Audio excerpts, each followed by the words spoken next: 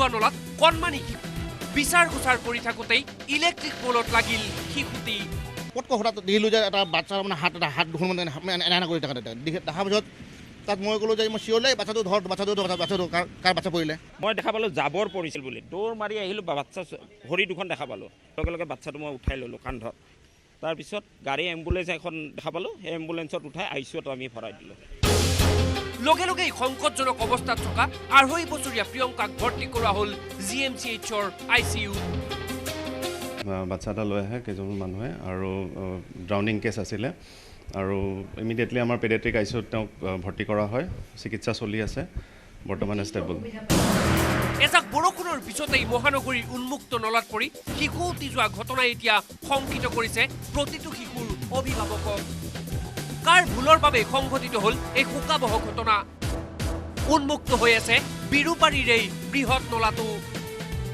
যাৰ বাবে এই উন্মুক্ত নলাত পৰি উটি যাবলগীয়া হ'ল এটি কণমানি শিশু ইয়া পৌৰ নিগমৰ কামৰ নমুনা নেকি কিয় জনবসতিপূৰ্ণ এলেকাত থকা এই নলাটো ঢাকি দিয়া নহ'ল এজাক বৰষুণৰ পিছতেই পানীৰে পৰিপূৰ্ণ হৈ পৰা নলাক লৈ এতিয়া শংকিত সকলো বাৰিষাৰ পূৰ্বেই এই ভয়ংকৰ ঘটন হয়তো ভৰ বাৰিষা পানীৰে পৰিপূৰ্ণ হৈ থকা উন্মুক্ত নলাত পৰি প্ৰাণ যাব পাৰে বহুজনৰ কেমেৰা পাৰ্চন সঞ্জয় বৰাৰ সৈতে Surajit Saikia news 18 Assam north east report কাইলৈ মাহৰ প্ৰথমটো শনিবাৰ কাইলৈ ৰাজ্য চৰকাৰৰ কৰ্মচাৰীয়ে পৰম্পৰাগত সাজপাৰ পিন্ধি আহিব লাগিব কাৰ্যালয়লৈ মাহৰ প্ৰথম আৰু তৃতীয়টো শনিবাৰে চৰকাৰী কৰ্মচাৰীক পৰম্পৰাগত সাজপাৰ পিন্ধিবলৈ চৰকাৰে নিৰ্দেশ দিয়াৰ পাছতে ৰাজ্যজুৰি সৃষ্টি হৈছে তীব্ৰ প্ৰতিক্ৰিয়াৰ কাৰ্যালয়লৈ ধুতি পিন্ধি আহক যুক্তিহীন নিৰ্দেশনা এয়া কৰ্মসংস্কৃতিত গুৰুত্ব দিয়ক অতুল বৰাৰ পৰামৰ্শ এয়া ৰাজ্য চৰকাৰৰ চৰকাৰী বিষয়া কৰ্মচাৰীলৈ নিৰ্দেশনা মাহৰ প্ৰথমটো আৰু তৃতীয়টো শনিবাৰে কাৰ্যালয়লৈ ধুতি পিন্ধি আহক ধুতি পিন্ধি অহাটো ভাল ভিকে পিপাৰ সিনিয়ৰৰ মন্তব্য ময়ো ধুতি পিন্ধো ভাল পাওঁ ড্ৰেছ কোড ইজ ভলেণ্টাৰী এটো তো কোনো কথা নহয় কোনো কম্পালসৰি কথা নহয় see this is something whosoever wants to wear whatever dress on any day everybody is free তাত কোনো বাধ্য কৰিব লাগা নাই আপুনি পিন্ধিব no see I also sometimes if I feel like wearing a dress I'll wear it তাত তো করো there's nothing there's no controversy হ্যাঁ আপুনি ধুতি পিন্ধিব না no মই ধুতি পিন্ধিছো ধুতি পিন্ধি ভাল পাওঁ চৰকাৰৰ এই নিৰ্দেশনাৰ পিছতে সৰ্বত্ৰ প্ৰতিক্ৰিয়া কোনোবাই যদি বাহ বৰ ভাল কথা বুলি প্ৰশংসা কৰিছে কোনোবাই কৰিছে ঘোৰ সমালোচনা আনহে নালাগে চৰকাৰৰ এই নিৰ্দেশনাৰ বিৰোধিতা খোদ বিজেপি বিধায়ক অতুল বৰাৰো সেয়াও লিখিত ৰূপত মুখ্য সচিবলৈ বৰাৰ পত্ৰ লিখিলে ৰাজ্যত বহুত মুছলমান কৰ্মচাৰী আছে চাকৰি গলেও ধুতি পিন্ধি কাৰ্যালয়লৈ নাহে তেওঁলোক চৰকাৰক এক প্ৰকাৰ বৰাৰ হে নিৰ্দেশ কাৰ্যালয়সমূহত কৰ্মসংস্কৃতিৰ বিষয়টোত গুৰুত্ব দিব লাগে কাৰ্যালয়লৈ কৰ্মচাৰী সময়মতে অহাটো নিশ্চিত কৰিব লাগে শাসনৰ গাদীত থকা দলৰ বিধায়ক নিজে এতিয়া বিৰোধীৰ ভূমিকাত বিৰোধীয়ে বিৰোধিতা নকৰিব কিয় চৰকাৰৰ এই নিৰ্দেশনা যুক্তিহীন সমালোচনা দেৱব্ৰত শইকীয়াৰ ট্ৰেডিশনেল সাজপাৰ বুলি ক'লে অসমৰ নিচিনা এখন ছ'চাইটিত অকল ধুতি আৰু পাঞ্জাবীয়ে ট্ৰেডিশনেল বুলি ক'লে মানে বহু বিতৰ্কৰ সৃষ্টি হ'ব পাৰে কাৰণ আমাৰ ইয়াতকৈ আৰু অন্য বহুখিনি কাম কৰিব লগা আছিলে যিটো কৰ্ম সংস্কৃতিৰ কথা কোৱা হয় অফিচবিলাকত সময়মতে মানুহ আহিছেনে নাই এই কথাবিলাকত গুৰুত্ব দিব লাগিছিল বেছিকৈ এনে মিশ্ৰিত প্ৰতিক্ৰিয়াৰ মাজতে মন্ত্ৰী হিমন্ত বিশ্ব শৰ্মাৰ মন্তব্য আদৰ্শ আমিয়ে দেখুৱাব লাগিব যদি ড্ৰেছ কোড অসম চৰকাৰে কৰে then you have to lead by example না মন্ত্ৰীয়ে নিপিন্ধিলে অফিচাৰে কিয় পিন্ধিব হিমন্ত বিশ্ব শৰ্মাৰ সুৰতে সুৰ মিলালে মন্ত্ৰী পল্লৱ লোচন দাসেও সাজ পোছাকে মানুহৰ ব্যক্তিত্ব প্ৰকাশ কৰে এই নিৰ্দেশনাই বিষয়া আমোলা মন্ত্ৰীৰ প্ৰতি থকা সাধাৰণ জনতাৰ ধাৰণাৰ পৰিৱৰ্তন আনিব আহক আহক পৰিৱৰ্তন আহক ৰাজ্যবাসী ৰৈ আছে উত্তৰ গুৱাহাটীৰ পৰা ৰন্তু বৈশ্যৰ সহযোগত অনিত প্ৰতিম বৰুৱা আৰু Manabjyoti Baruah News 18 Assam north east আৰু এতিয়া প্ৰাক্তন কংগ্ৰেছী বিধায়কৰ কাণ্ডই আমোদ দিছে সকলোকে 60 বছৰ বয়সত হায়াৰ ছেকেণ্ডাৰী উত্তীৰ্ণ হ'বলৈ গৈ হাঁহিয়াতৰ পাত্ৰ হৈছে এইজন প্ৰাক্তন বিধায়ক বিদ্যালয়ৰ কৰ্মচাৰী পৰীক্ষাত অৱতীৰ্ণ হ'বলৈ দি ধৰা পৰিল ঢিঙৰ প্ৰাক্তন বিধায়ক মুস্তাফা শহীদুল ইছলাম পাপ্পু পাছ হৈ গ'ল শহীদুলে নোৱাৰিলে প্ৰথমে শহীদুলৰ পৰিচয় দিছো আগতে এমএলএ আছিল তেখেত এক্স এমএলএ ঢিং সমষ্টি দুবাৰকৈ ধিং সমষ্টিৰ পৰা বিধায়ক নিৰ্বাচিত হৈ সংসদৰ মজিয়া গছকা মুস্তাফা শহীদুল ইছলাম। শহীদুল ইছলামৰ খুব চখ নিজকে উচ্চ শিক্ষিত প্ৰমাণ কৰিব। 60 বছৰীয়া বৃদ্ধ পৰীক্ষা দিয়ে কেনেকৈ হাতত ললে নিকৃষ্ট পন্থা। ভুৱা প্ৰমাণ পত্ৰ উলিয়াব, বেলেগক পৰীক্ষাত বহুৱাই হায়াৰ ছেকেণ্ডাৰী পৰীক্ষা পাছ কৰিব। বাছি ললে এইজন যুৱকক। শুকুৰবাৰে মৈৰাবাৰীৰ HM গাৰ্লছ কলেজত অসমীয়া পৰীক্ষা। মুঠ 40 জন পৰীক্ষাৰ্থী, এজন নাই। কোন নাই, কিয় নাই? পৰীক্ষা কেন্দ্ৰত হাহাকাৰ। বাৰে বাৰে ৰেজিষ্টাৰ চালে, মফিদুল ইছলাম নামৰ পৰীক্ষাৰ্থীজন অনুপস্থিত ৰেজিষ্টাৰ মতেহে মফিদুল পৰীক্ষা হলত আছিলেই। বহি চাওঁতে ওলাই গ'ল জুলুঙাৰ মেকুৰী। আমি প্ৰথম এবচেণ্টজন কোন এছাৰ্টেন কৰিব পৰা নাছিলোঁ। তাৰপিছত গম পালোঁ মফিদুল ইছলামে ষ্টেটমেণ্টত আহিছে, তেওঁ XMLA জনৰ মুস্তাফা শহীদুল ইছলামৰ হৈ পৰীক্ষা দিছে। মফিদুলে পৰীক্ষা দিছিল নিজৰ নামত নহয়, এইজন প্ৰাক্তন কংগ্ৰেছী বিধায়ক শহীদুল ইছলামৰ নামতহে। যিকোনো প্ৰকাৰে শহীদুলক HS পাছ কৰোৱাব লাগে, কিন্তু এয়া সম্ভৱ হ'ল কেনেকৈ? সেইখন স্কুলৰে মুস্তাফা শহীদুল ইছলাম সেইখন স্কুলৰে মানে মেনেজিং কমিটিৰ প্ৰেছিডেণ্ট, আৰু তেওঁ মিছেছ সেই কলেজৰে স্কুল নহয় কলেজৰে প্ৰিন্সিপাল। মুস্তাফা নিজেই কলেজ পৰিচালনা সমিতিৰ সভাপতি। এইখন কলেজৰ অধ্যক্ষা মুস্তাফাৰ দ্বিতীয় পত্নী। কলেজ ঘৰৰে, কোনে পায়? গাখীৰতে মহৰ খুটি। মফিদুলে মুস্তাফাৰ হৈ ইংৰাজী ৰাজনীতি বিজ্ঞান দুটা পৰীক্ষা দিলে। দুদিন মুস্তাফা বাচি গ'ল। শুকুৰবাৰে মফিদুল ফচি গ'ল। পৰিকল্পনাত পানী। আৰক্ষীয়ে মফিদুলক ইতিমধ্যে জেল হাজতলৈ প্ৰেৰণ কৰিছে। পলাতক মুস্তাফা আৰু তেওঁৰ পত্নীৰ বিৰুদ্ধে অব্যাহত ৰাখিছে অভিযান। 60 বছৰ বয়সত মুস্তাফা শহীদুল ইছলামে এইখন কৰিলে। যেনে কৰ্ম তেনে ফল, পুলিচে বিচাৰিছে। পলাই ফুৰিছে প্ৰাক্তন বিধায়ক। লাহৰীঘাটৰ পৰা জিন্তু ডেকা, News 18 অসম নৰ্থ ইষ্ট। ৰাইছে এক গুৰুত্বপূৰ্ণ খবৰ। এছিয়ান বক্সিঙৰ ফাইনেলত প্ৰৱেশ কৰিছে অসম সন্না শিৱ থাপাই। ছেমি ফাইনেলত পৰাস্ত কৰা হৈছে মংগোলিয়াৰ অটো গাণ্ডালিক, আৰু অটো গাণ্ডালি ৰিঅ' অলিম্পিকৰ ব্ৰঞ্জৰ পদক বিজয়। উজবেকিস্তানত দুৰ্দান্ত প্ৰদৰ্শন আগবঢ়ালে শিৱ থাপাই, আৰু স্বৰ্ণ পদকৰ বাবে যুঁজ দিব অৰ্জুন বঁটা বিজয়ী শিৱই। পুনৰ জনাইছোঁ, এছিয়ান বক্সিঙৰ ফাইনেলত প্ৰৱেশ কৰিছে অসম সন্না শিৱ থাপাই, আৰু অটো গাণ্ডালি ৰিঅ' অলিম্পিকৰ ব্ৰঞ্জৰ পদক বিজয়ী। তেওঁক ইতিমধ্যে পৰাস্ত কৰিছে ছেমি ফাইনেলত, আৰু উজবেকিস্তানৰ দুৰ্দান্ত প্ৰদৰ্শন আগবঢ়াইছে ইতিমধ্যে শিৱ থাপাই, আৰু স্বৰ্ণ পদকৰ বাবে যুঁজ দিব অৰ্জুন বঁটা বিজয়ী শিৱই।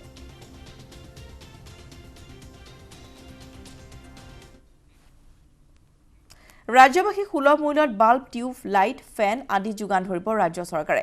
বিদ্যুৎ সঞ্চয়ৰ লক্ষ্যৰে এই অভিনৱ পদক্ষেপ লৈছে ৰাজ্য চৰকাৰৰ শক্তি বিভাগে। এই আঁচনিৰ অধীনত 10 টকাতে LED বাল্ব আৰু টিউব কিনিব পাৰিব হিতাধিকাৰীয়ে।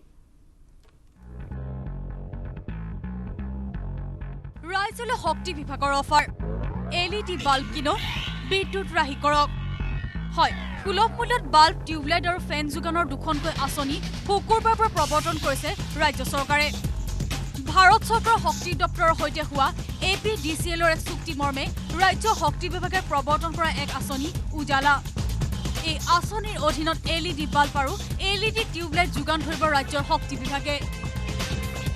আনখন আঁচনি হৈছে প্ৰধানমন্ত্ৰী নৰেন্দ্ৰ মোদীয়ে ইতিপূৰ্বে মুকলি কৰা পৱন আঁচনি। এই আঁচনিৰ অধীনত বিদ্যুৎ মিতব্যয়ী ফেন যোগান ধৰিব শক্তি বিভাগে। শুকুৰবাৰে এক সংবাদমেলত উজালাৰ পৱন আঁচনিৰ কথা আনুষ্ঠানিকভাৱে ঘোষণা কৰিলে শক্তিমন্ত্ৰী পল্লৱ লোচন দাসে।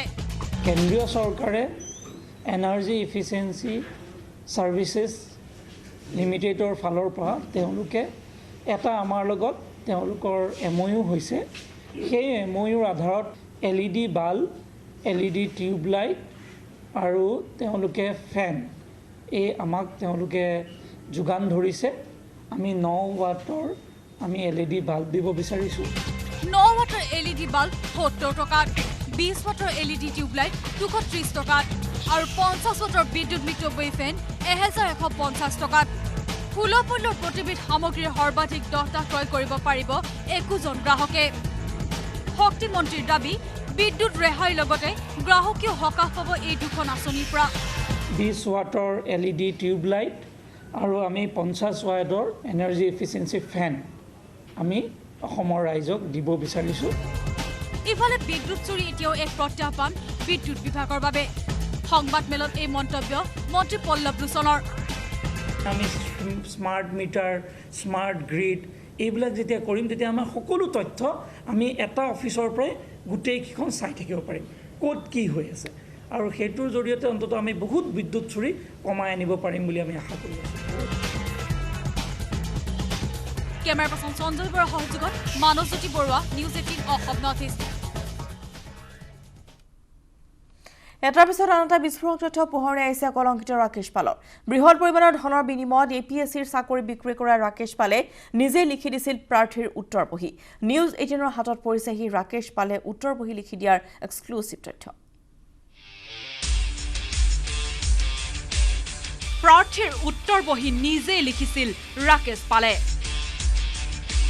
ডুপ্লিকেট উত্তৰ বহিত অবৈধ মাৰ্কিং পেকেজ সিস্টেমত APSC চাকৰি বিক্ৰী কৰা কলংকিত অধ্যক্ষ ৰাকেশ পালে টকাৰ কাৰণে কি কৰা নাছিল 40 লাখ টকাত একোটাকৈ চাকৰি বিক্ৰী কৰা ৰাকেশ পালে চাকৰিৰ বাবে দিছিল কেইবাটাও অফাৰ দুৰ্নীতিৰ দশানন ৰাকেশ পালে কেইবাটাও অফাৰত চাকৰি বিক্ৰী কৰিয়ে ক্ষান্ত থকা নাছিল পছন্দৰ প্ৰাৰ্থীৰ উত্তৰ বহিত নিজে উত্তৰ লিখি দিয়াৰ তথ্য শেহতীয়াকৈ ফাদিল হৈছে গুজৰাটৰ ফৰেন্সিক লেবৰেটৰী APSCৰ কলংকিত অধ্যক্ষ ৰাকেশ পালৰ আন এক বিপদ গুজৰাটৰ ফৰেন্সিক লেবত হাতৰ আখৰ নমুনা পৰীক্ষাৰ পিছত ডিব্ৰুগড় আৰক্ষী নিশ্চিত হৈছে যে একাংশ পছন্দৰ প্ৰাৰ্থীৰ উত্তৰ বহি লিখি দিছিল স্বয়ং ৰাকেশ পালে আনকি অবৈধভাৱে মাৰ্কিং কৰাৰ তথ্য সন্নিবিষ্ট হৈছে ফৰেন্সিক লেবৰ পৰীক্ষাগাৰত কেৱল টকাৰ বাহিৰে একো চিনি নোপোৱা APSCৰ কলংকিত খলনায়ক ৰাকেশ পালৰ এই ভয়ংকৰ কাৰ্যৰ বাবে নাৰ্কো টেষ্ট কৰিবলৈ সাজু হৈছে ডিব্ৰুগড় আৰক্ষীয়ে প্ৰাৰ্থীৰ ডুপ্লিকেট উত্তৰ বহি লিখাৰ বাবে ৰাকেশ পালৰ নাৰ্কো টেষ্ট কৰিবলৈ সাজু হৈছে তদন্তকাৰী বিষয়া নিউজ 18ক তদন্তকাৰী বিষয়াই জানিবলৈ দিয়া মতে ৰাকেশ পালৰ ভাতৃৰ চপাখালত উদ্ধাৰ হোৱা বহিত ৰাকেশ পালৰ হাতৰ আখৰ আৰু মাৰ্কিঙৰ তথ্য পোৱা গৈছিল ইয়াৰ পিছতে আদালতত ৰাকেশ পালৰ হাতৰ আখৰৰ নমুনা সংগ্ৰহৰ বাবে আবেদন জনাইছিল ডিব্ৰুগড় আৰক্ষীয়ে জেলৰ ভিতৰতে সংগ্ৰহ কৰা হৈছিল ৰাকেশ পালৰ হাতৰ আখৰৰ নমুনা প্ৰেৰণ কৰা হৈছিল গুজৰাটৰ ফৰেন্সিক লেবলৈ গুজৰাটৰ ফৰেন্সিক লেবৰেটৰীত শেহতীয়াকৈ ধৰা পৰিছে প্ৰাৰ্থীক পৰীক্ষাত পাছ কৰোৱাবলৈ ৰাকেশ পালে গ্ৰহণ কৰা অবৈধ পন্থা উত্তৰ বহি স্পষ্ট হৈছে ৰাকেশ পালৰ হাতৰ আখৰ আৰু অবৈধ মাৰ্কিং কেমেৰা পাৰ্চন সুশান্তৰ সৈতে Agnit Gogoi news 18 Assam north east সাবুৱাত বাতিল হল জুবিনৰ সংগীতানুষ্ঠান হিন্দী গীত পৰিৱেশনক লৈ আকৌ সৃষ্টি হল বিতৰ্কৰ 13 মেত আছিল সংগীতানুষ্ঠান জুবিনৰ সাবুৱাত আৰু এতিয়া সাবুৱাৰ পৰিৱৰ্তে তিনিচুকীয়া জুবিনে নিজৰ অনুষ্ঠান পৰিৱেশন কৰিব নিজৰ স্থিতিত অটল আছে বিহু কমিটিসমূহ হিন্দী গীত পৰিৱেশনক লৈ প্ৰথমে নুনমাটি বিহুস্থলীত এক হুলস্থুলীয়া পৰিৱেশৰ সৃষ্টি হোৱাৰ পিছতেই নিজৰ অনুষ্ঠান আধাতে সামৰিছিল জুবিন গাৰ্গে আৰু এবাৰ সাবুৱাত হিন্দী গীতক লৈ বিতৰ্কৰ সৃষ্টি হৈছে হিন্দী গীত পৰিৱেশন কৰিব নোৱাৰিব সাবুৱাত জুবিনে আৰু তাৰ বাবেই সংগীতানুষ্ঠান বাতিল হৈছে জুবিন গাৰ্গৰ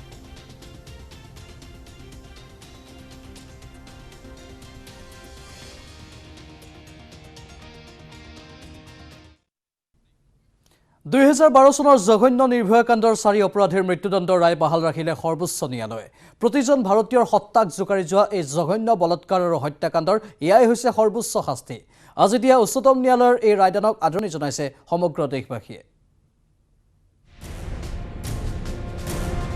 নিৰ্ভয়া কাণ্ডৰ 4 অভিযুক্তৰ ফাঁচীৰ ৰায় বাহাল অৱশেষত উচ্চতম ন্যায়ালয়ে দিলে দেশবাসীৰ বহু প্ৰতীক্ষিত ৰায়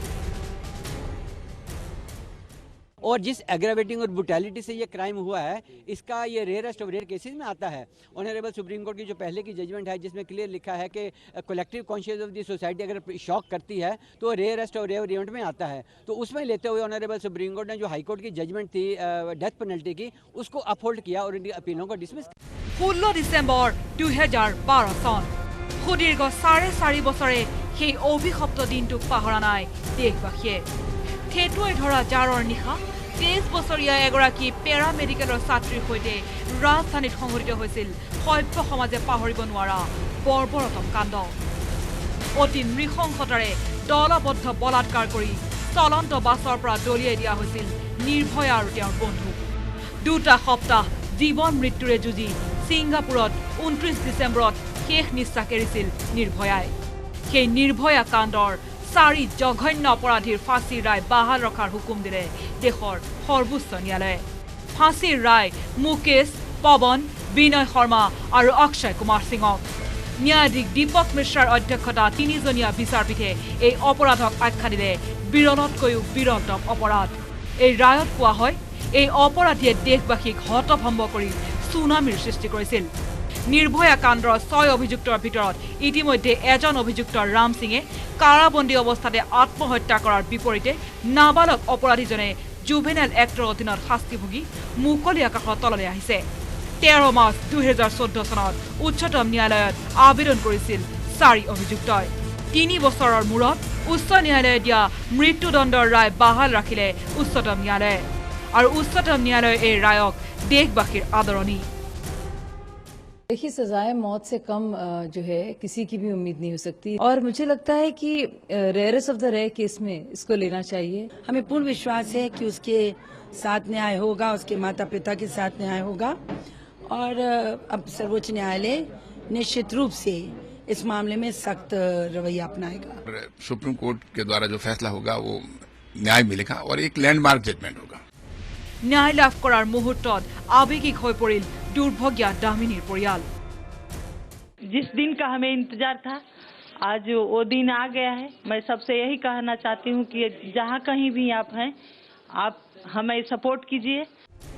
এতিয়া জঘন্য অপৰাধী কেইটা ফাঁচী কাঠত ওলমা দিনলে অধীৰ অপেক্ষা দেশবাসীৰ। Bureau report, news 18 Assam north east. বিহুৰ মঞ্চত জুবিন গাৰ্গে হিন্দী গীত পৰিৱেশন কৰাত বাধা কৰি বিতৰ্কত সোমাই পৰা নুনমাটি বিহু সমিতি অটল আছে নিজৰ স্থিতিত। কোনো কাৰণতে কেতিয়াও শিল্পীক হিন্দী গীত পৰিৱেশন কৰিবলৈ নিদিয়ে বিহু মঞ্চত। জুবিনক দিয়া আগধন 50,000 টকা এতিয়াও হেনো আছে জুবিনৰ হাততেই।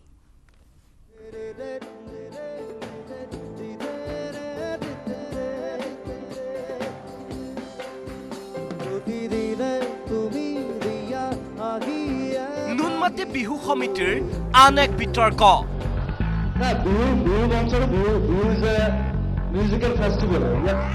বিতৰ্ক মাৰ যোৱাবলৈ বিলালে সাহায্য। এইবাৰ হ'ব শিল্পীৰে লিখিত চুক্তি। বিহুৰ মঞ্চত জুবিনে হিন্দী গীত পৰিৱেশন কৰাত বাধা প্ৰদান কৰি বিতৰ্কৰ মাজত সোমাই পৰা নুনমাটি বিহু সমিতিৰ আন এক নতুন বিতৰ্ক। অনুষ্ঠান পৰিৱেশনৰ পূৰ্বেই জুবিনক দিয়া 50,000 টকা আগধন এতিয়াও আছে জুবিনৰ লগতে। এই বিহু অনুষ্ঠান পৰিৱেশন কৰাৰ আগতে তেওঁলোক সেই টকা আমি দি দিছোঁ। 4 লাখ টকা ঘূৰাই দিছে, বাকী 50,000 টকা তেওঁলোকৰ লগতে আছে। নিজৰ স্থিতিত অটল থকা নুনমাটি বিহু সমিতিৰ মন্তব্য, কেতিয়াও কোনো শিল্পীয়ে নুনমাটিৰ বিহু মঞ্চত হাত বিহুত পৰিৱেশন কৰিব নোৱাৰিব হিন্দী গীত। যি নীতি আদৰ্শ পৰম্পৰা সেইটো আমি অটুট ৰাখিব লাগিব আৰু সেই চৰ্তত যদি কোনোবাই যদি সন্মতি প্ৰদান কৰে তেতিয়াহে আমি তেনেকুৱা ধৰণৰ শিল্পীক আমি ইয়াত নিমন্ত্ৰণ কৰিম। ইতিমধ্যে হিন্দী গীত পৰিৱেশনক লৈ নুনমাটি বিহু সমিতিক জুবিন গাৰ্গে ঘূৰাই দিছিল 4 লাখ টকা। এতিয়া কমিটিক লাগে আগধন হিচাপে দিয়া 50,000 টকাও। ইফালে বিহুৰ মঞ্চত প্ৰথমে বিতৰ্ক আৰম্ভ কৰা বিহু সমিতিৰ আকৌ মন্তব্য, শিল্পীলৈ টকা দলিওৱাটো অশুভ পৰম্পৰা। উত্তৰ ভাৰত বা আন আন ৰাজ্যত যিটো মানে এটা প্ৰৱণতা, যিটো মানে শিল্পীৰ গাত টকা দলিয়াৰ যিটো ব্যৱস্থা, এতিয়া আমি আমাৰ অসমতো সেইবিলাক দেখে অগ্ৰাসন হৈছে। গতিকে এই অগ্ৰাসন কৰাৰ বাবে সকলো সংস্কৃতিবান ৰাইজ আয়োজকসকল তাৰ বাবে একগোট হ'ব লাগিব। বিতৰ্কৰ পৰা নিজকে আঁতৰাই ৰাখিবলৈ নুনমাটি বিহু সমিতিয়ে শুকুৰবাৰে সাহায্যও প্ৰদান কৰিলে বৃদ্ধাশ্ৰমৰ লগতে শিক্ষাৰ্থীক। এতিয়া প্ৰশ্ন হয়, নুনমাটি বিহু সমিতিৰ এই নিৰ্দেশ পৰৱৰ্তী বিহুত মানি ল'বনে শিল্পীয়ে?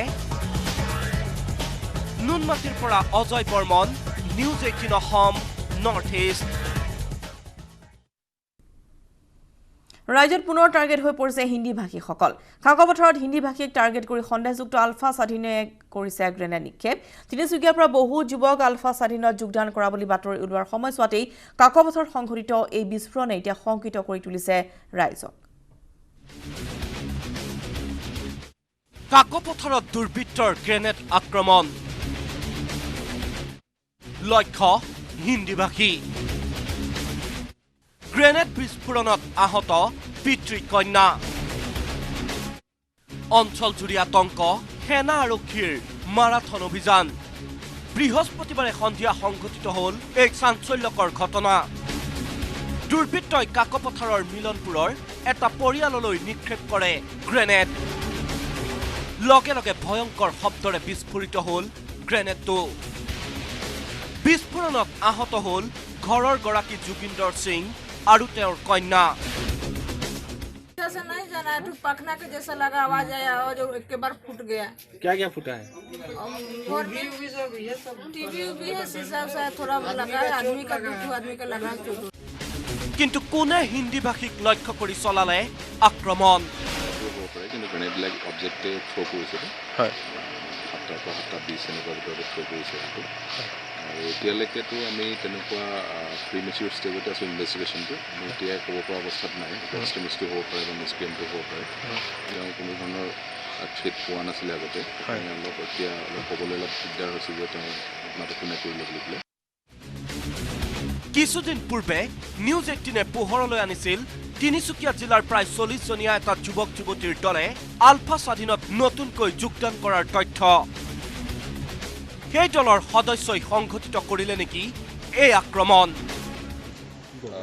আমিতো তেনেকৈ ক'ব নোৱাৰিম কিয়নো তেওঁলোকৰ প্ৰায় 40ৰো ওপৰ ল'ৰা ছোৱালী গৈছিলে আৰু তাৰে আমি প্ৰায় 22জনমান আমি ঘূৰাই লৈ আনিছোঁ তেওঁলোকক আমি কোনো ধৰণৰ আইনী ব্যৱস্থা লোৱাও নাই আমি তেওঁলোকক যাতে তেওঁলোকে আগৰ নিচিনাই জীৱন যাপন কৰি পেলাই পঢ়া শুনা কৰি বা কোনোবাই কম্পিউটাৰ শিকি আছিলে তেওঁলোকে যাতে আগৰ ধৰণৰ সাধাৰণ জীৱন যাপন কৰিব পাৰে তেওঁলোকক আমি থাকিবলৈ সুবিধা কৰি দিছোঁ আৰু আমি নিজেও আমি তেওঁলোকৰ লগত ইণ্টাৰেক্ট কৰি আছোঁ যাতে তেওঁলোকৰ মন সলনি হয় সেইটো আৱেগিক খন্তেকীয়া আৱেগতো বহুত গৈছিলে ঘটনাৰ পিছতে সমগ্ৰ অঞ্চলত অভিযান তীব্ৰতৰ কৰি তুলিছে তিনিচুকীয়া আৰক্ষী আৰু সেনা বাহিনীয়ে কিন্তু বৰ্তমানো ঘটনাৰে জড়িত কোনো লোকক আটক কৰিবলৈ সক্ষম হোৱা নাই আৰক্ষী কাকপথাৰৰ পৰা Dipen Lahkar news 18 Assam north east দেওবাৰে কাৰ্বি আংলং ভ্ৰমণ কৰিব মুখ্যমন্ত্ৰী সৰ্বানন্দ সোণোৱালে মুখ্যমন্ত্ৰীৰ ভ্ৰমণসূচীক লৈ আনন্দিত হৈ পৰিছে কাৰ্বি আংলং স্বায়ত্তশাসিত পৰিষদৰ নেতা কৰ্মী পাহাৰীয়া জিলাখনৰ উন্নয়নৰ বাবে পৰিষদে মুখ্যমন্ত্ৰীৰ পৰা বিচাৰিছে 200 কোটি টকাৰ সাহায্য সন্মুখত কাৰ্বি আংলং স্বায়ত্তশাসিত পৰিষদৰ নিৰ্বাচন ৰাজ্যিক নিৰ্বাচনী আয়োগে অধিসূচনা জাৰি কৰাৰ পূৰ্বে দেওবাৰে কাৰ্বি আংলং ভ্ৰমণলৈ যাব মুখ্যমন্ত্ৰী সৰ্বানন্দ সোণোৱাল মুখ্যমন্ত্ৰীৰ এদিনীয়া ভ্ৰমণসূচীক লৈ ব্যস্ত কাৰ্বি আংলং স্বায়ত্তশাসিত পৰিষদ পৰিষদৰ মুখ্য কাৰ্যবাহী সদস্য তুলিৰাম ৰংহাঙে পাহাৰীয়া জিলাখনৰ উন্নয়নৰ স্বাৰ্থত মুখ্যমন্ত্ৰীৰ পৰা 200 কোটিৰ বিশেষ পেকেজ বিচাৰিছে কাৰ্বি আংলঙৰ কাৰণে স্পেচিয়েল পেকেজ দিব লাগে ফৰ অল ৰাউণ্ড ডেভেলপমেণ্ট 100 কোটিমান যদি অসম চৰকাৰে আমাৰ কাৰ্বি আংলং অট'নমাছ কাউন্সিলৰ কাৰণে বা 200 ক্ৰ'ৰ্ছমান যদি কাৰ্বি আংলং অট'নমাছ কাউন্সিলৰ কাৰণে বুজি দিয়ে আমি কাৰ্বি আংলং ৰাইজৰ আৰু কাৰ্বি আংলং অট'নমাছ কাউন্সিলৰ আমি ধন্যবাদ দিম পৰিষদৰ নিৰ্বাচনৰ প্ৰাক মুহূৰ্তত দেওবাৰৰ মুখ্যমন্ত্ৰীৰ সভাই বিশেষ তাৎপৰ্য বহন কৰিছে পৰিৱৰ্তনৰ স্বাৰ্থত ৰাইজে এতিয়া প্ৰস্তুতি চলাই আহিছে যে আগন্তুক কাৰ্বি আংলং অট'নমাছ কাউন্সিলৰ ইলেকশ্যনত পৰিৱৰ্তন স্বাৰ্থত ৰাইজে এতিয়া বিপুল ভোটৰ আমাৰ বিজেপি প্ৰাৰ্থীক জয়যুক্ত কৰিব কাৰ্বি পাহাৰৰ নিৰ্বাচনত শাসনাধিষ্ঠিত বিজেপিয়ে 26খন আসনতে জয়লাভ কৰিব বুলি দাবী কৰিছে হোজাইৰ পৰা প্ৰণৱ শৰ্মাৰ সহযোগত Bipul Barman news 18 Assam north east আৰু এটা চাওঁ কেইটামান গুৰুত্বপূৰ্ণ খবৰ থুৰতে সোণাৰী চফৰাই আৰক্ষী চকী ঘেৰাও কৰি ৰাজ্যৰ প্ৰতিবাদ উপ পৰিদৰ্শক বৈদ্যনাথ কোঁৱৰৰ বিৰুদ্ধে প্ৰতিবাদ সাব্যস্ত কৰে স্থানীয় ৰাইজে উপ পৰিদৰ্শকজনৰ বিৰুদ্ধে মহিলাক অশালীন ব্যৱহাৰ কৰা আৰু ধন দাবী কৰাৰ অভিযোগ হোজাই দুৰ্নীতিৰ বিৰুদ্ধে ৰাজ্যৰ প্ৰতিবাদ ইছলামনগৰ পঞ্চায়তত দুৰ্নীতিৰ অভিযোগ পঞ্চায়ত সভাপতি মহিবুৰ আলম আৰু কাউন্সিলৰ উছমান গনিয়ে কবৰস্থান আৰু বিদ্যালয় গৃহৰ আবণ্টিত ধন আত্মসাৎ কৰাৰ অভিযোগত গোচৰ ৰুজু ধেমাজিত মিচিং ছাত্ৰ সন্থাৰ অৱস্থান ধৰ্মঘট MSC সাংবিধানিক মৰ্যাদা প্ৰদানৰ দাবীত প্ৰতিবাদ সাব্যস্ত সংগঠনটোৰ খিলঞ্জীয়াসকলক ভূমি অধিকাৰ প্ৰদান কৰাৰ দাবীত শতাধিক কৰ্মীৰ উত্তাল প্ৰতিবাদ শোণিতপুৰ মিছামাৰীত অভিনৱ প্ৰতিবাদ পথত মাছ মাৰি প্ৰতিবাদ সাব্যস্ত কৃষক মুক্তি সুৰক্ষা সংগ্ৰাম সমিতিৰ বিধ্বস্ত পথ মেৰামতিৰ দাবীত সাব্যস্ত কৰে প্ৰতিবাদ নলবাৰী চামতাত পথ দুৰ্ঘটনা বাইকৰ খুন্দাত আহত 2জন আহত 2কে হস্পিটেলত ভৰ্তি ডিমত বজ্ৰ পৰি এজন কৃষকৰ মৃত্যু মৃত কৃষকজনৰ নাম ৰাজকুমাৰ দেউৰী মোহ এৰাল দিবলৈ যাওঁতে সংঘটিত হ'ল এই ঘটনাটি ৰঙিয়াৰ বাছ আস্থানৰ বিধ্বংসী অগ্নিকাণ্ডত তিনিখন ব্যৱসায়িক প্ৰতিষ্ঠান ভস্মীভূত জুইত জাহ গ'ল লক্ষাধিক টকাৰ সম্পত্তি শ্বৰ্ট চাৰ্কিটৰ ফলতে অগ্নিকাণ্ডৰ সন্দেহ শোণিতপুৰৰ ৰঙাপাৰাত বন্যহস্তীৰ উপদ্ৰৱ হাতীয়ে ভাঙিলে কেইবাটাও বাসগৃহ দোকান কলাবিলত ভাঙিলে 5টা পৰিয়ালৰ বাসগৃহ ঢালখোৱা বাগিচাত এখন দোকান ধ্বংস বিজয়নগৰত হঠাতে খহি পৰিল বিদ্যালয়ৰ চিলিং দিগম্বৰ জৈন প্ৰাথমিক বিদ্যালয়ত সংঘটিত হয় ঘটনা সৌভাগ্যক্ৰমেহে কণ ছাত্ৰ ছাত্ৰীৰ ৰক্ষা পৰিছে শুকুৰবাৰে অন্ধ্ৰপ্ৰদেশৰ শ্ৰীহৰিকোটাৰ পৰা ভাৰতে সফল উৎক্ষেপণ কৰিলে GSLV GS-18-9 উপগ্ৰহ 450 কোটিৰ এই উপগ্ৰহটোৰ জৰিয়তে দক্ষিণ এছিয়াৰ 6খন দেশৰ মাজত দূৰ সংযোগত বিশেষ অৰিহণা যোগোৱা হ'ব দিল্লীত গুৰুত্বপূৰ্ণ বৈঠকত উপস্থিত বেডমিণ্টন এছ'চিয়েশ্যন অফ ইণ্ডিয়াৰ অধ্যক্ষ হিমন্ত বিশ্ব শৰ্মা বৈঠকত অংশগ্ৰহণ কৰি ভাৰতীয় বেডমিণ্টনক অন্য এক মাত্ৰা প্ৰদানৰ স্বাৰ্থত সকলো কৰি যোৱাৰ পুনৰবাৰ আশ্বাস হিমন্ত বিশ্ব আৰু লগতে নিউজ 18 প্ৰাইমৰ পৰা বিদায় লৈছো ইয়াৰ পিছতে আছে নৰ্থ ইষ্ট প্ৰাইম নমস্কাৰ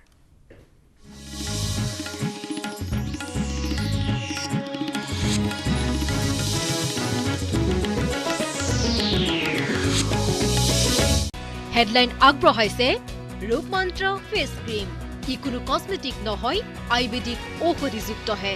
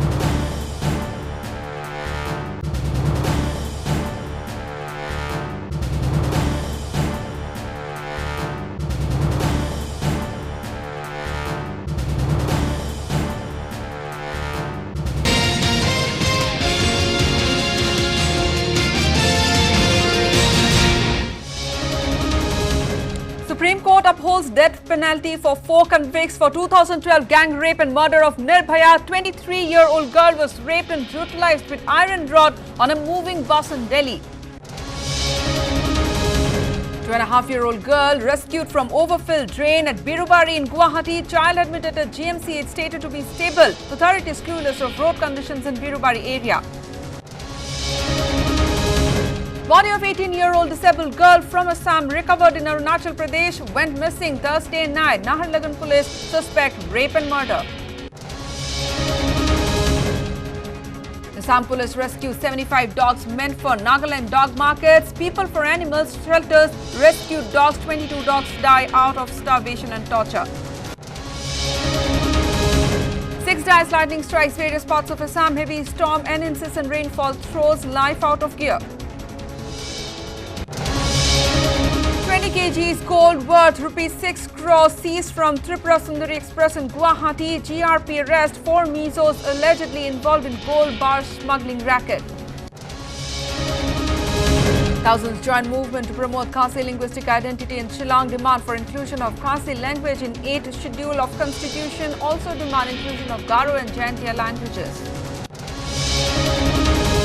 Isol FC threaten hunger strike if not allowed to play in top league. Club submit formal claim to AIFF to continue in top league.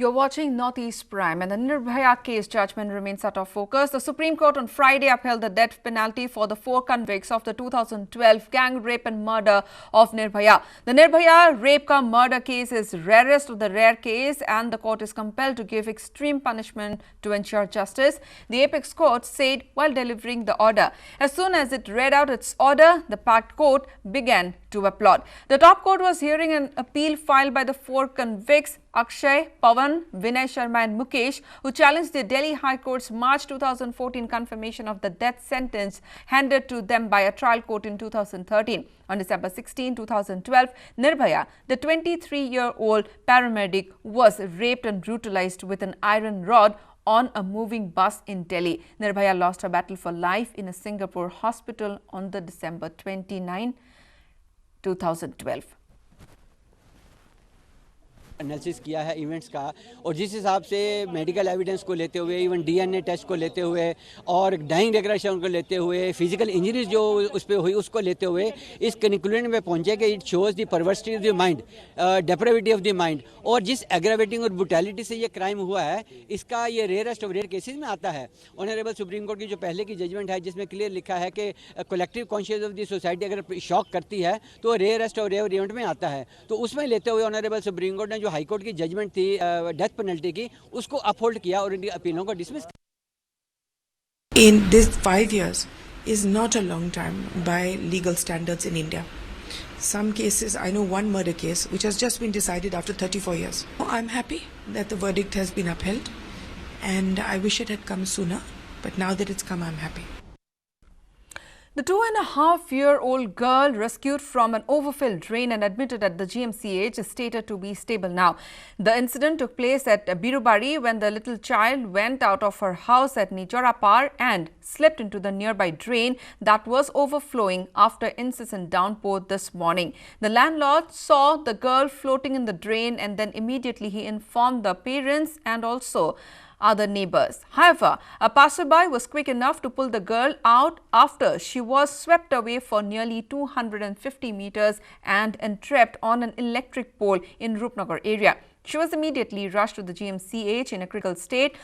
Remember, the Assam government on Thursday announced new names for old arterial road links, which has raised questions on the repair of road conditions and the apathy of the government in improving existing road conditions, which often leads to such accidents. মই just ৰাতিপুৱা শুই উঠিছিলোঁ 8টা বজাত শুই উঠি বেলকনিৰ পৰা মই খালি মানে নালাটো চাই আছিলোঁ, ইমান পানী হৈছে।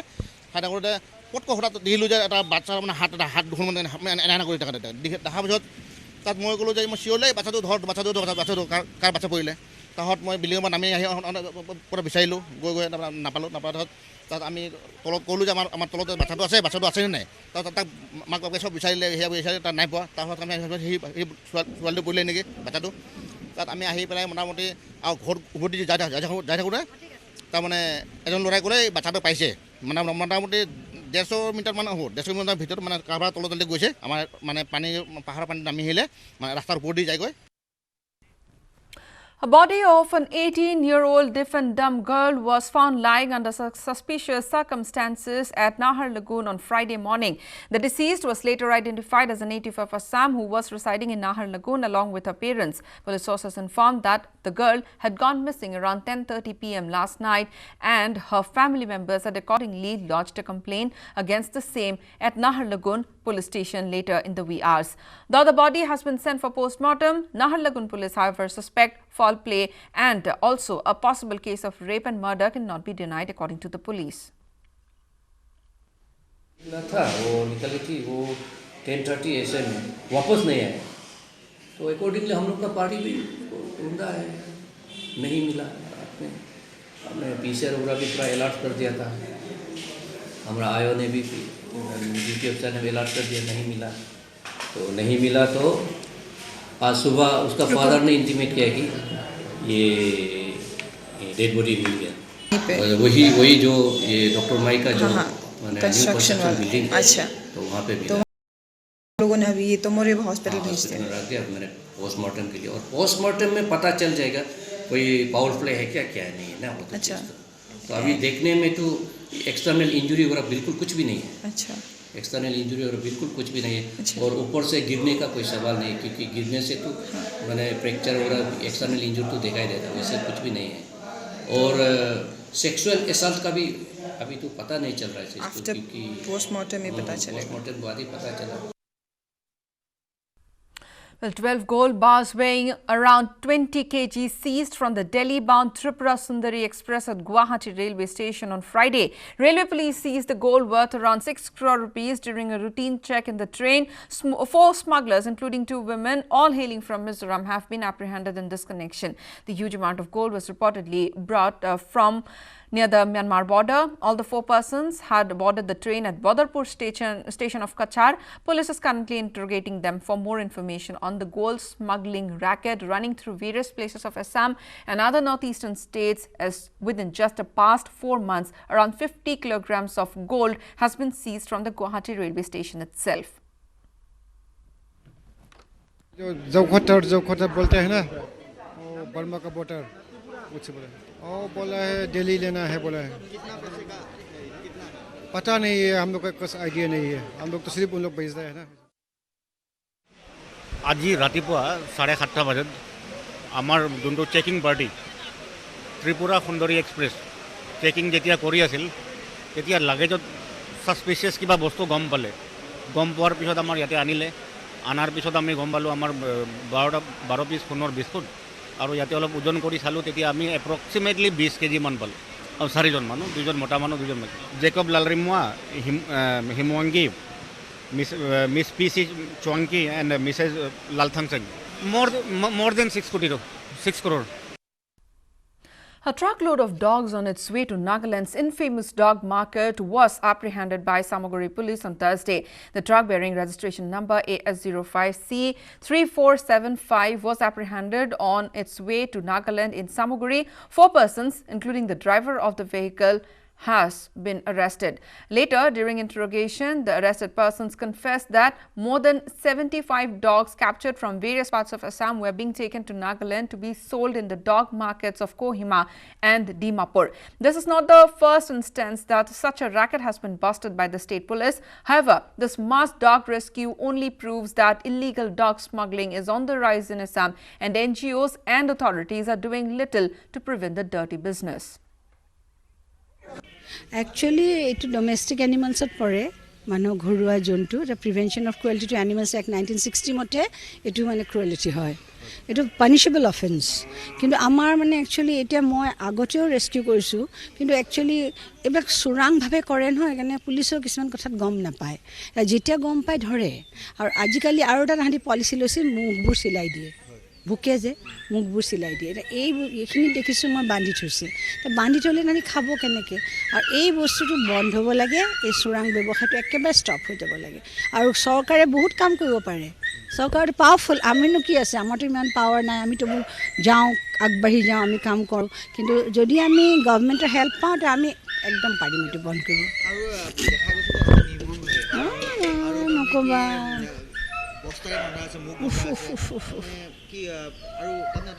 22টা মৰি গ'ল। এতিয়া আমি গোটেইবিলাকক চেলাইন দিয়া ব্যৱস্থা কৰিম, প্ৰথম খুৱাম, খুলি দিলোঁ বস্তাবিলাক, সেইবিলাক ঘূৰি ফুৰিছে। এতিয়া বস্তা দি আমি খুলি দিলোঁ। ফাৰ্ষ্ট অফ অল তাহাঁতক মানে ফ্ৰী কৰি দিলোঁ। তাহাঁতি বদমাছ, তাহাঁতক মই আগতে ধৰিছোঁ, তাহাঁতি 1 মাহৰ পৰা গোটাই। তাৰমানে কি অৱস্থা হ'ব আজি যদি এমাহ মই ভালকৈ খাব নাপাওঁ, আৰু ইনফেকশ্যন হৈ যায়, পেচাব পায়খানাৰ পৰা, ষ্টুলৰ পৰা, তাহাঁতৰ ইনফেকশ্যন হৈ মৰি যায়। চামগুৰি থানাৰ পৰা আমাৰ সংগীতা গোস্বামী বাইদেউলৈ ফোন কৰিলে। ফোন কৰাত আমি গ'লোঁ, মানে তাত বাইদেৱে আমাক ফোন কৰি মাতিলে, আমাৰ মেম্বাৰ্ছ 2জন মানুহ। আমি ৰাতি গাড়ী লৈ গ'লোঁ থানালৈ যাই থানাৰ পুলিচে আমাক মানে গোটেইখিনি দি দিলে সেনেকুৱা কিমান আছিলে কুকুৰ 75 ইয়াত দুটা মানে ইয়াৰ মৃত্যুবৰণ কৰিছে বহুতকেইটা মৰিছে দুটা নহয় কিমান মৰিছে তাত থানাতে মৰিছে 10-12টা থানাতে মৰিছিল যিটো মানে গাড়ীত যিখন গাড়ীত আনিছিল DI গাড়ীত আনিছিল তেখেতসকলে আমিতো বহুত ডাঙৰ গাড়ীত আনিছোঁ বহুত সৰু গাড়ীত আনিছিল তেখেতসকলে কুকুৰ মানে ব্যৱসায়ীসকলে আনি কেনে তেখেতৰ সেনেকুৱা অৱস্থাত কুকুৰখিনি মানে মৰিছে আৰু ক'লৈ নিয়াৰ কথা আছিলে কুকুৰখিনি ডিমাপুৰলৈ কুকুৰখিনি ক'ৰ পৰা উঠাইছ কুকুৰটো কিবা ৰূপহী চিঙি মাৰি তহঁতে নিজে কুকুৰ কিমান আছে কুকুৰ ৭৫টা তহঁতে কেনেকৈ আনিছে সেইটো ধৰি আনিছে মনে মনে নহয় তাত কোনোবা মানুহ আছে মানুহ নাই ধৰিব দিয়া কাৰণে কোনোবা বেচিছে নেকি নাই বেচা নাই কোনে ক'লৈ নিলিহেঁতেন ক'লৈ ৰাস্তাত ঘূৰি ফুৰা কুকুৰ ৰাস্তাত ঘূৰি ফুৰা কুকুৰ নাই ক'ত যাব কুকুৰটো ক'ত যাব ডিমাপুৰ যাব A special court in Guwahati has granted permission to Dibrugarh police to interrogate the 3 arrested ACS officers along with a sacked APSC chairman in the Guwahati Central Jail. The 4 of them will be interrogated together by Dibrugarh police, who want to corroborate the different versions forked out all the accused in the multi-crore scam in the multi-crore cash for job scam. In fact, and Rakesh Paul, who is lodged in the Guwahati Central Jail, will be interrogated together along with the 3 ACS officers who were recently arrested by Dibrugarh police for the involvement in the APSC scam. Dibrugarh police, while seeking permission from the court, said that they needed to corroborate facts and hence wanted to interrogate the 4 of them together.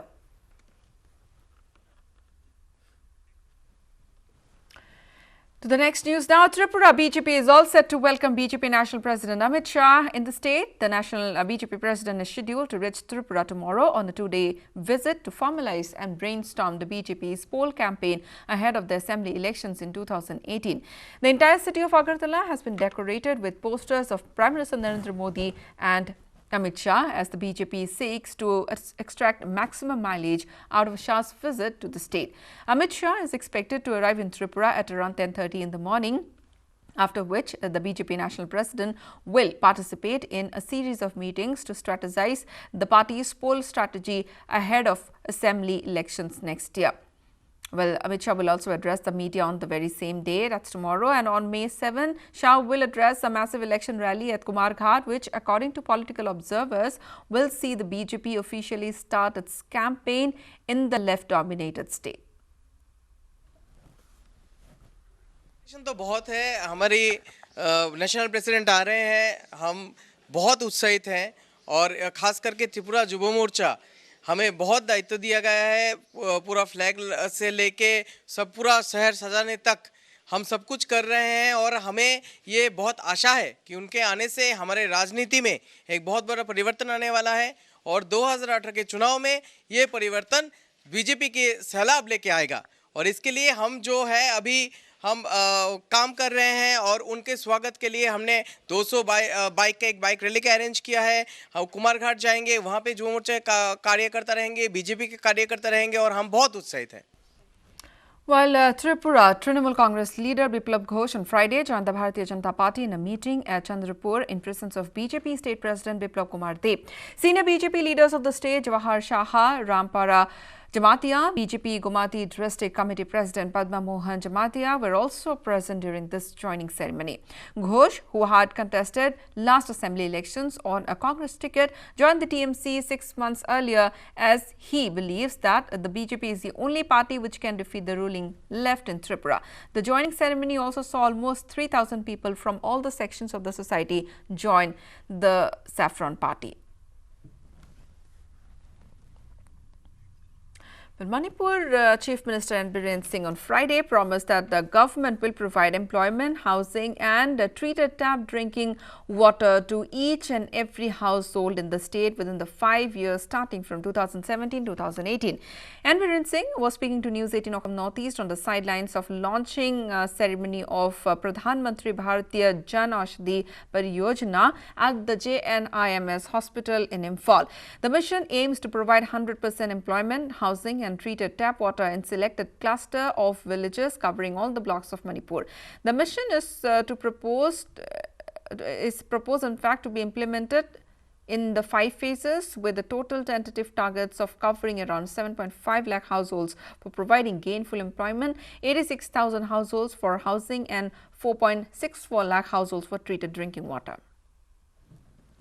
We're taking it seriously, and just monitoring is gone alternate day, and all the concerned minister and concerned department officials are on the active in action, and I hope that we will able to achieve the target. No, actually, in the 100 days, we are keeping some visible target, visible things, not a whole. But we may start something, but we may start complete something. A devastating storm and lightning claimed 6 lives within the past 24 hours, while it has left behind a trail of destruction across several places in Upper and Lower Assam. Over 25 persons have been injured. In an attempt to save a child, the mother lost her life when struck by lightning at Horupathar of Golaghat. 3 persons lost their lives in Bokajan, Kolgasi and Dibrugarh. 2 others died in hailstorm and lightning at Dimo and Tinsukia. The storm has ravaged parts of Lower Assam, with several houses being damaged in the hailstorm. ওচৰতে এখন মাগুৰ বিল আছে তাৰমানে গাঁওখনৰ ওচৰতে তাতে সিহঁতে প্ৰায় মাছ মাৰিবলৈ গৈ থাকে মাছ মাৰিবলৈ যাওঁতে আজি পুৱতি নিশা তাৰমানে বিজুলী মাৰি 6জন ল'ৰা তাৰমানে হেৰি হৈছে ইঞ্জিয়াৰ হৈছে এজন আপোনাৰ মৃত্যু হৈছে হিৰেণ বৰুৱা বুলি এজন মৃত্যু হৈছে বাকী 6জন আপোনাৰ হেৰি হৈছে আহত হৈছে প্ৰায় 9টামান বজাত মানে বৃহৎ ধুমুহা এজাক আহিলে হঠাতে গোটেইখন আমাৰ গাঁওখনৰ অৱস্থা নাইকিয়া হ'ল চুনামি টাইপ আহিলে আৰু এখন ভাঙি চিঙি তহিলং কৰিলে বহুত ইঞ্জুৰিয়াছ হৈছে এজনটো ডেড হৈছে ব্ৰইলাৰ আছিলে মেচিঅ' ব্ৰইলাৰ মানে বিকিবলগীয়া ব্ৰইলাৰ মানুহৰ ঘৰ কি হৈছে মানুহৰ ঘৰ প্ৰায় 6-7টা ঘৰ ভাগি শেষ হৈ গৈছে এজনে দুখো পাইছে হয় ঘৰ ভাগি পকালৈ ভাগি আঁঠু ফাটিছে হয় আপোনাৰ মেডিকেলত গৈছে এতিয়া মানে A news just coming in. Massive fire at Banipara in Silchar. 3 fire tenders have already rushed to the spot and they are trying to control the blaze. No loss of life has been reported. Fire took place in a 2-story building. We are getting you the visuals there. Massive fire in Banipara of Silchar. 3 fire tenders already on the spot and the firemen are trying to douse the blaze, but it seems the fire is beyond control as of now, and the fire took place in a 2-story building just a short while back.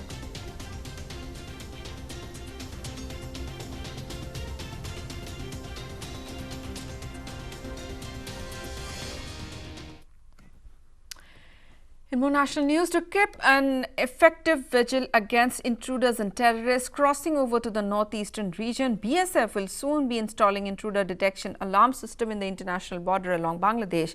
Director General of BSF KK Sharma, during his visit to Shillong, said that the system will help the border guarding force to keep a track on the possible intrusion.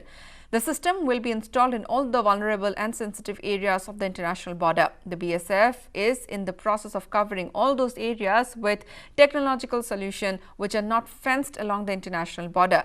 Meanwhile, a day after Indian Army hinted of a possible retaliation to the Pakistan military, fearing a massive infiltration campaign by the neighboring country to get into Indian territory, BSF today said that the Jawans are ready to give a befitting reply to any misadventure from the other side of the border.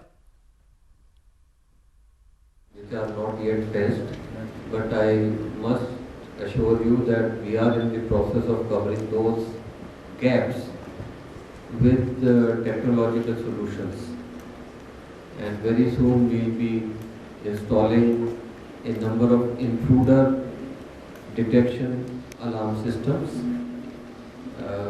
which will make it possible for us to detect any intrusion from those areas. Thing with Pakistan, they keep on infiltrating, sending terrorists, we keep on fighting them, and you can see that so far we have successfully countered all their nefarious attempts. And I can assure you that the Indian forces are prepared for any eventuality. We will give a befitting reply to any misadventure from us. Well, authors, students and commoners took to the streets on Shillong on Friday, spreading awareness about the significance of the Khasi language and demanding the inclusion of it in the 8th schedule of the Constitution. The rally started from Jaiwa Community Hall in Shillong and passed through various localities and concluded at the Madden Student Jaiwa.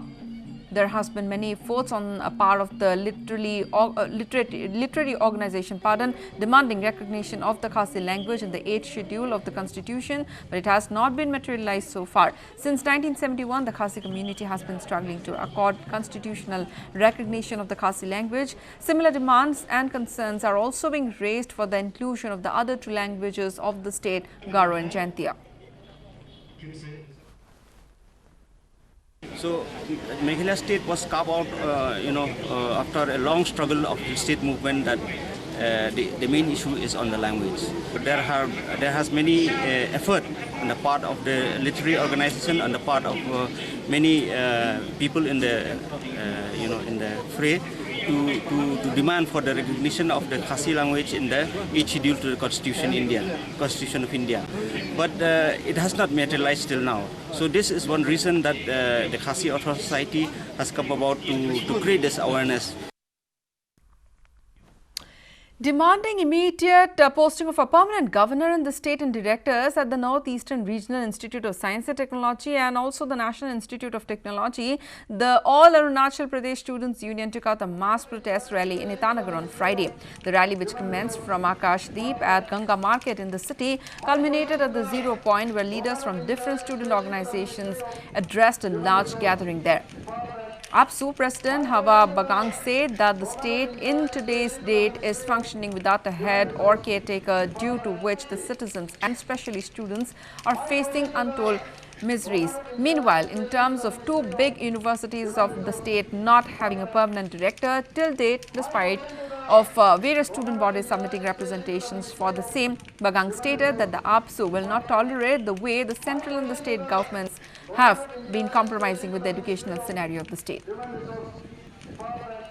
मना रहा है लेकिन governor नहीं है, China claim कर रहा है governor नहीं है, असम जो हम लोग का बॉर्डर को ये जो है बंदरी को जो या जमीन को ले रहा है, कोई गवर्नर नहीं है।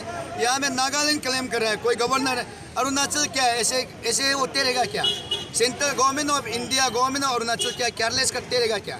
यहाँ में जो क्या हम लोग अरुणाचल का जो मांग को जो है नहीं सुनने वाला कोई गवर्नमेंट होता है क्या? हम लोग को गवर्नर चाहिए, क्योंकि हम लोग A touching example of dignity of labor, a Mizo teenager who has taken to being a hairstylist has made his state proud by topping the recently announced board examination. Well, Laldin Sangha, a hairdresser hailing from Sarchip town of Mizoram, topped the Class 10 examination, securing 474 marks out of 500. Not only did he top the exams, but also he is a student of Marin High School. He got letter marks in English, mathematics, science, social science and Mizo. The Sarchip town topper aspires to be an engineer. Well, Laldin Sanka was at his salon trying to style a friend's hair when the results were declared on the 3rd of May. Laldin Sanka's parents are farmers and he helps himself financially as a hairstylist. Meanwhile, Sarchip student body MZP organized a program to celebrate his achievements, while several NGO groups and individual well-wishers gifted him souvenirs and helped him with some cash. I was surprised and astonished. I couldn't believe it. It felt like a dream and it was emotional. I studied St. Paul's Higher Secondary School in Aizol and tried my best to become an engineer. The reigning Indian League champions Aizol FC have threatened to go on a hunger strike if they are denied an opportunity to defend their I-League title next season, with a club statement even threatening to fast unto death if they are not reinstated. The team from Mizoram have submitted its formal claim to All India Football Federation to continue in the top league even after proposed merger of the existing top league with ISL. Aizol FC would approach the Prime Minister and the Asian Football Confederation if the club did not get a positive response from the AIFF. If all these steps fail, the club will resort to worldwide protests, sitting demonstrations near AFC and FIFA offices, picketing of AIFF office, mass hunger strike and fast unto death protest. Aizawl pulled off a massive surprise when they upstaged century-old powerhouses Mohun Bagan's East Bengal to win their first I-League title in their only second season in the top 5. Well, meanwhile, Aizawl FC team members on Thursday escaped unhurt when the bus carrying them to the airport met with an accident. Aizawl FC was the runners-up in the Federation Cup last year, in spite of our first year in the I-League.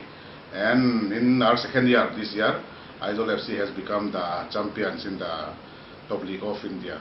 So as a champion of the top league, we do hope that we will continue with the proposed top league, and we have already written our appeal to All India Football Federation, and we are given to understand that the proposal will be discussed.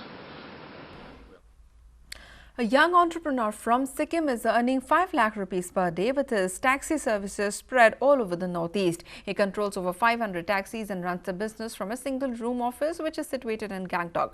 Rivas Chatri, CEO of NE Taxis, runs a travel agency based in Gangtok that provides rental car services, helping people to go anywhere in the whole of northeast. With an aspiration to provide the best transportation services in the entire northeastern region, the agency was established in 2013, making the service even more convenient for customers. Chatri plans on expanding his business to the Android and iOS platforms and will be launching an app that can be used more conveniently by June. Chatri plans to expand his business to other parts of India as well, with him planning to open up an office in Kolkata.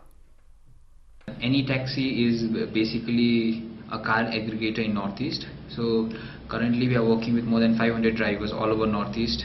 Our app is going to get launched next month. Any guest can book a particular driver. So in this way, there won't be mismanagement or overbooking, which is happening right now. Well, the GSAT-9 South Asia satellite meant as a gift from Prime Minister Narendra Modi to the neighbouring nations of India has taken off from Satish Dhawan Space Centre in Sriharikota of Andhra Pradesh today. The satellite, meant for boosting communication network in the South Asian Peninsula, was launched using a GSLV F-09 rocket by the Indian Space Research Organisation. The mission, which is expected to last for the next 12 years, is completely funded by India at a total expense of rupees 235 crores. The liftoff mass is around 2,230 kilograms, including both the launch vehicle and the satellite.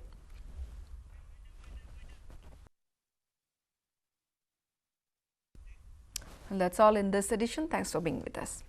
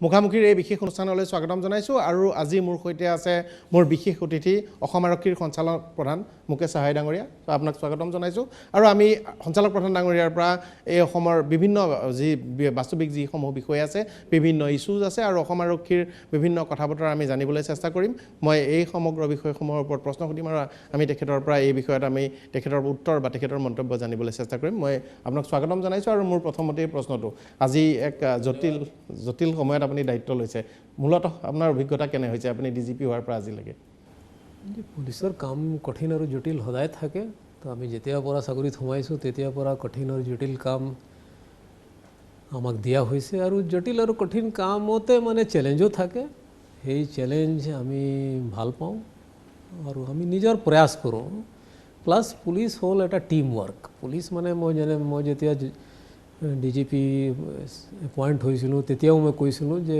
মোৰ rank যিয়ে নাথাকক I am a foot soldier and I am a combatant so' মই নিজৰ টিমৰ লগত কাম কৰি প্ৰয়াস কৰোঁ যে আমি চবেই আন্তৰিকতাৰে নিষ্ঠাৰে কাম কৰি যাব লাগে আৰু ৰাইজৰ লগত মিলি যেতিয়া ৰাইজৰ সহযোগ থাকে জটিলতা আৰু কঠিনাইটো নিজে নিজে বহুত কমি যায় তো আমি এই উদ্দেশ্যত কাম কৰোঁ আৰু আমি কাম কৰি আছোঁ দিনে দিনে কেতিয়াবা আমি সফল হওঁ কেতিয়াবা বিফল হওঁ কিন্তু আমাৰ প্ৰয়াসটো সদায় মানে আমাৰ আন্তৰিকতাৰে আমি কৰি থাকোঁ এতিয়া ক্ৰাইম পেটাৰ্ণ সলনি হৈছে আপুনি যেতিয়া ছাৰ্ভিচ জইন কৰিছিল তেতিয়াৰ যি ক্ৰাইম পেটাৰ্ণ আছিল তাতকৈ আজি বহু পৃথক আজি হাইটেক ক্ৰাইম চাইবাৰ ক্ৰাইম হ'ল বা আগতে যি এক্সট্ৰিমিজিমৰ যি ফৰ্মেট আছিল আজি তেওঁলোক অলপ বেলেগ অত্যাধুনিক হ'ল গতিকে সময়ে সময়ে গোটেই প্ৰক্ৰিয়াটো আপোনালোকো সলনি হ'বলগীয়া হৈছে মানে ভাবেনে যে এতিয়া আজিৰ সময়ৰ যি অপৰাধ সেয়া মোকাবিলা কৰিব পৰাকৈ অসম আৰক্ষী সম্পূৰ্ণ সাজু হৈ আছে এইটো আপুনি ঠিকে ক'লে এইটো পেটাৰ্ণ আৰু ক্ৰাইম পেটাৰ্ণ সদায় বদলি হৈ থাকে এইটো খালি আমাৰ কাৰণে নহয় এইটো গ্লোবাল ফেনোমেনা